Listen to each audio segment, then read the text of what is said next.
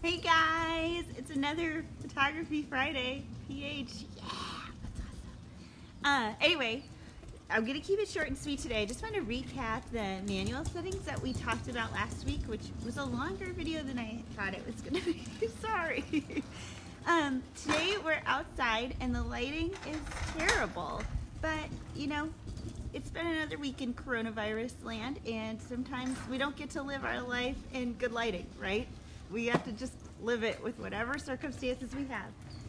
That being said, lighting is a thing you do want to think about a lot. Hey, Elle, can you not do the basketball right now, though? Thanks. Light like this would be a terrible time to go outside and take outdoor portraits. And you can tell why, right? I'm squinting. Even if my face is kind of to the sun here, but even if I was against it, it'd be some real harsh shadows and real harsh contrast. So not an ideal time of day to go take your pictures, but again, life happens at unideal times. So we're gonna figure out how to document it. Okay, we're gonna talk about setting up outdoor shots. How do you go through setting up manual settings for something like that, right? So our three settings that we worry about are ISO, how sensitive our sensor is to light, our aperture, how wide open or closed up the light is coming into our lens, or through our lens into, whoa, our sensor. And shutter speed, how fast that shutter is open to collect light. Those are our three pieces that we're worried about. I'm sorry, I have to adjust this before we just lose everything. Okay, so those are the things we're gonna set. So this is what my camera looks like right now. Everything is too bright. I hope you can see that. It's just way too bright. Everything's washed out in white, right? So I'm gonna change my settings. It is a bright day outside. First thing I'm gonna do is pop that ISO down to like, oh, let's say 400. That's pretty good. You could even do 200. It's so bright out here. Your sensor doesn't need to be very sensitive to light because there's so much of it.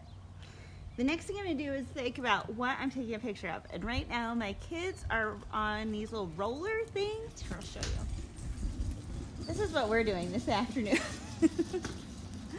So they're moving around, but they're not moving super fast. So I have a lot of ability to change my shutter speed right now. Remember, I don't wanna get lower than 125 because of handshake.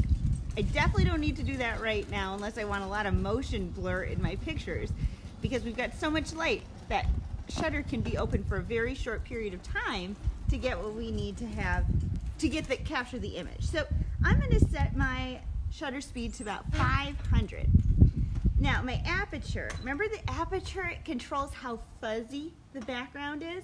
Now we live on a street, it's not really notable, so I don't need that background to be crisp. I'm not taking a big landscape. Again, here I have a lot of options. I can choose to focus on my subject, which would be the kids, and have a lower aperture number, more fuzzy. Now that saying though, that means that I'm going to be introducing more light into my sensor. So to counter that, so I don't have it all washed out, I'm going to probably need to take my shutter speed even higher than that 500, but let's find out. So I'm going to set my f-stop to be 5.6, which is a nice mild fuzzy. I don't have to worry about getting too close. Now you can see that, I hope you can see this. Oh Lord, I don't know if the screen is, you can see that, but it's still a little overexposed. There's too much light getting in there at that. So I'm going to take my shutter speed up to 1,000. It's still very bright. I'm gonna knock it up to 2,000. Another thing I could do if this was still too bright is I could take my ISO down to an even lower number, make it less sensitive to the light. So right now I've got properly exposed at 2,000 shutter speed. Well, actually it looks a little dark. I'm gonna knock that up to the 1,000. So my shutter speed is 1,000, my f-stop is 5.6, and my ISO is 400. Now I'm just gonna take some snapshots of my children and play them back for you. Hopefully you can see it. Can you see that? So it's pretty properly exposed there. I hope you can see that.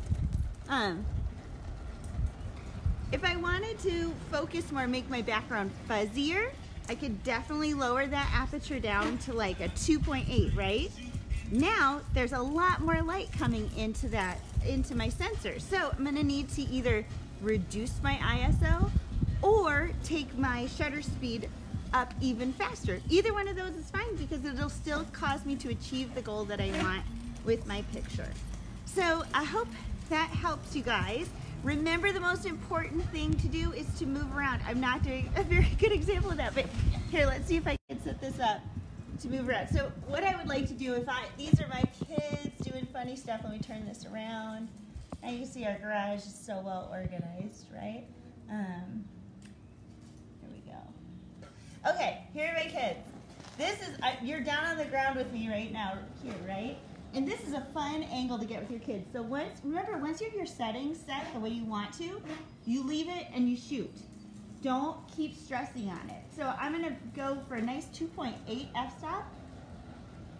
It's too bright though. So my options are reduce ISO or increase shutter speed. I'm gonna take that ISO down a little bit because that means I'm gonna get a nice crisp image. Still overexposed, so I'm gonna take my shutter speed way up. And there we go. And now I'm just shooting. They're properly exposed. So again, remember, the most important thing you can do is just practice. Hold on, I have another camera in my pocket. Forgot about this. Oh my God. This is the weirdest class I've ever taught. I'm so sorry. If you have a Nikon or a Canon, your settings, your ISO is in a menu. Remember that it'll be in one of your shooting menus, so you're just gonna need to go through the menu. The shutter speed and aperture will be controlled by this little button up here and this command dial. So one of those is shutter speed. I think it's just without that secondary button being depressed. And the other one is aperture. So when you press that and do the command dial at the same time, you're gonna manipulate either the aperture or the shutter speed, whichever one. Know these, just get that hand feel. That is the most important thing to do right now. Just get it, just try it. Get a good feel for it. I forgot to do my homework last week too about the whole collage thing, so sorry. But you know what I thought this week might be fun? Let's do self-portraits.